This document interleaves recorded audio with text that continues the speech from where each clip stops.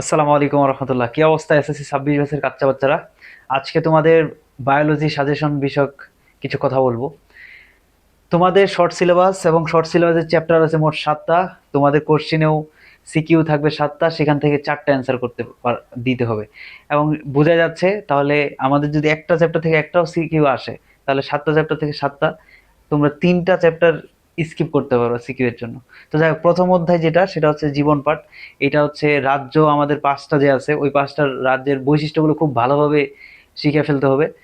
এবং হচ্ছে ঘয়ে যেটা সবচেয়ে গুরুত্বপূর্ণ, ঘয়ে যেটা আসে সেটা হচ্ছে যে কোনটির তুলনায় কোনটি উন্নত। তোমরা মনে রাখবা, সিরিয়ালি মনে রাখবা যে মনেরা, তারপর হচ্ছে যে প্রোটিস্টা, ফানজাই, প্লান্টি, এনিমেলিয়া।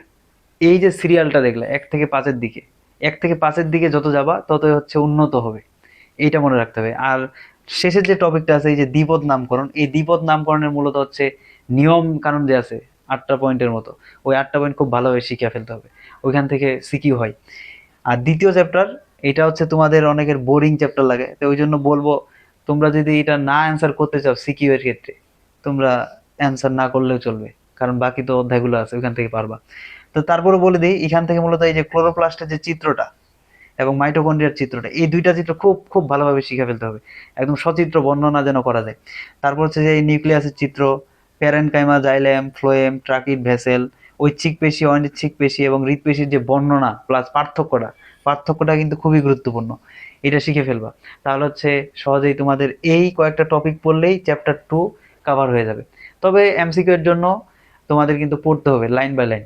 সায়েন্সের সাবজেক্টগুলো, বিশেষ করে বায়োলজির ক্ষেত্রে, বোর্ড বইয়ের পুরো সবগুলো লাইন ভালোভাবে পড়তে হবে এমসিকিউ এর জন্য।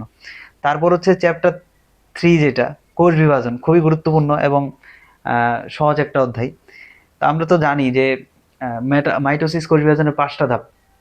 তো 5টা ধাপের মধ্যে মেটাফেজ, অ্যানাফেজ আর টেলোফেজ, এই 3টা বারবার আসছে, এই 3টা ঘুরে ফিরে বারবার আসছে। এই জন্য এই 3টা খুবই খুবই গুরুত্বপূর্ণ, মানে চিত্র এবং বর্ণনা খুব ভালোভাবে শিখে ফেলতে হবে। এবং মাইটোসিসের গুরুত্ব এটাতে অসংখ্যবার আসছে পরীক্ষায়। তারপর হচ্ছে যে এই যে মাইটোসিস এবং মিওসিসের পার্থক্য। হ্যাঁ, তারপর আরেকটা প্রশ্ন আছে, সেটা হচ্ছে যে বৈচিত্র্য রক্ষায় যে মিওসিসের ভূমিকা, এটা খুবই গুরুত্বপূর্ণ, এটা পড়বা। আর সব চিত্রগুলো ভালোভাবে শিখতে হবে এখানকার। চিত্র ছাড়া বায়োলজিতে মার্ক পাওয়ার অন্যতম উপায় হচ্ছে যে পয়েন্ট আকারে লেখা এবং সম্ভব হলেই চিত্র দেওয়া। যদি সম্ভব হয় যে মানে চিত্রের দেওয়ার মতো প্রশ্নে উল্লেখ করে নাই, কিন্তু চিত্র দিয়ে দিতে হবে, তাহলে ভালো মার্ক পাওয়া যায়। তারপর হচ্ছে যে চ্যাপ্টার 4, জীবনী শক্তি। তোমরা এটাও মানে ইয়ে করতে পারো, মানে স্কিপ করতে পারো সিকিউ এর জন্য।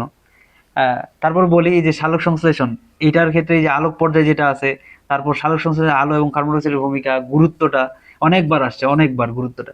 তারপর হচ্ছে শ্বসনের ক্ষেত্রে ওই যে 4টা ধাপের যে ছকটা আছে, ওটা খুবই গুরুত্বপূর্ণ, বিশেষ করে গ্লাইকোলাইসিসের প্রক্রিয়াটা। এটিপি এর যে হিসাবটা, ছক একটা আছে দেখবা তোমাদের বইয়ে, ওইটা খুবই গুরুত্বপূর্ণ, ভালোভাবে পড়তে হবে। তারপর হচ্ছে যে গুরুত্ব এবং সবার শ্বসনের যে বিক্রিয়াটা আছে, এটা মোস্টলি ইম্পর্টেন্ট, হ্যাঁ, খুব ভালোভাবে পড়তে হবে। চ্যাপ্টার 11, যেটা জীবের প্রজনন, এখান থেকে এই যে স্বপরাগায়ন, পরপরাগায়ন, বিশেষ করে স্বপরাগায়নেরটা সংজ্ঞা, পার্থক্য, ছবি এবং উদাহরণগুলো খুব খুব ভালোভাবে পড়তে হবে এমসিকিউ এর জন্য।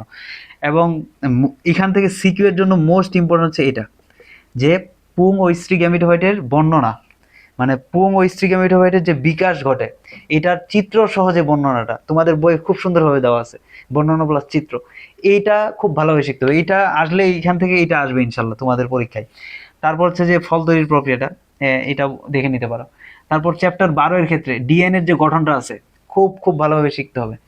রেপ্লিকেশন প্রসেস, লিঙ্গ নির্ধারণের যে বিষয়টা, এবং বর্ণান্ধতা এবং থ্যালাসামিয়া, এই দুইটা কিন্তু ঘয়ে আসে। মানে ধরো যে দিয়ে দিল ডিএনএর গঠন বা রেপ্লিকেশন প্রসেস, দিয়ে দিল যে ওই যে উদ্দীপকে দেওয়া থাকবে যে বর্ণান্ধতা, রং চিনতে পারে না, এই বিষয়টা। তো বর্ণান্ধতা বা থ্যালাসেমিয়া আসবে আর কি ইনশাল্লাহ।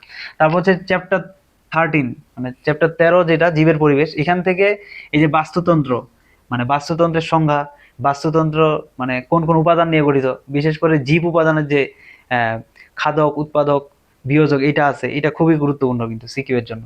তারপর হচ্ছে যে এই যে খাদ্য শিকল, খাদ্য জাল, এইটা এমসিকিউতে আসবে ইনশাল্লাহ, তোমাদের একটা না একটা এমসিকিউ পাবাই। তারপর হচ্ছে যে পুষ্টি প্রভাব এবং শক্তি পিরামিড এবং শক্তির প্রভাব, এখান থেকে সিকিউ এটা ইনশাল্লাহ। তো এই কয়টা তোমরা যদি ভালোভাবে পড়াশোনা করো এই কয়দিনে, তাহলে ইনশাল্লাহ বায়োলজিতে 90+ মার্ক আনা সম্ভব। হ্যাঁ, তোমরা যদি এই সাজেশনটা ফলো করো।